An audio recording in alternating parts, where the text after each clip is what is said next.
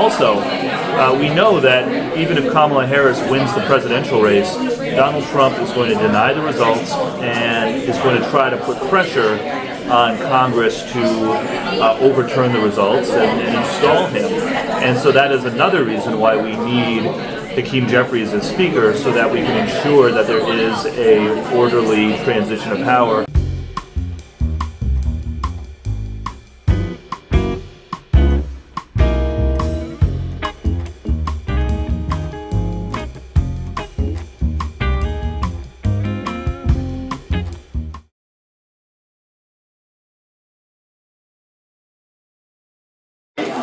Hey, and we are the Coalition Loud and Proud, Civilly Disobedient Media. We are in East Providence with the entirety of the Rhode Island congressional delegation, celebrating, if you will, recent legislation, well, a cumulative effective legislation that will effectively reduce prescription prices for senior citizens.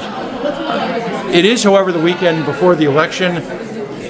I know Congressman Magaziner has been asked 1,000 times about the presidential election, but we believe that one of the most underreported aspects of this election is the battle for the House of Representatives. And I will argue to you, as a lifelong political observer, that the impact of the battle for the House will have much more profound impact on the lives of ordinary working Rhode Islanders than any of the national stuff. Yeah. Congressman Magaziner, right now the split is pretty epic. It's we're looking at about 220 for Republicans, 212 for Democrats, and a passel of independents. What do you think happens this week?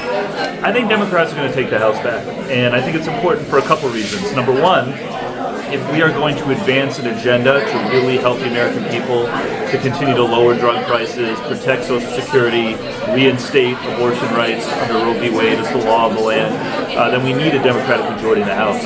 Also, we know that even if Kamala Harris wins the presidential race, Donald Trump is going to deny the results and is going to try to put pressure on Congress to overturn the results and install him.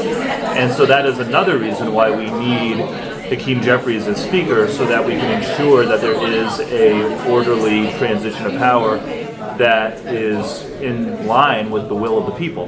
On the other hand, if there's a scenario where President Trump wins, then we're really going to need a Democratic House so that there's some sort of a check on his ability to enact the extreme parts of his agenda. So having a Democratic House is very important.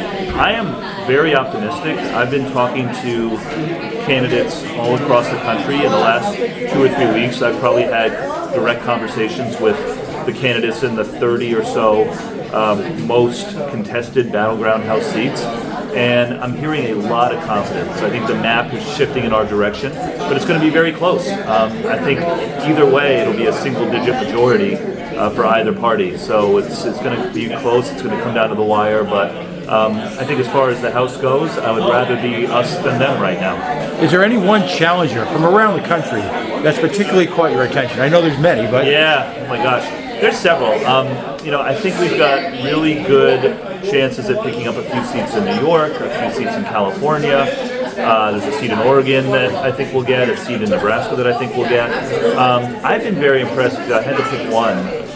There's a candidate named Janelle Stelson in Harrisburg, Pennsylvania. She is a former television anchor, and she's running against Scott Perry, who is one of the furthest to the right members of the House Republican Caucus. That is a seat where I think we're going to see an upset. It's a Republican-leaning seat, but Scott Perry has not been a moderate Republican in Congress. He has been one of the most extreme, along with Marjorie Taylor Greene and that crowd.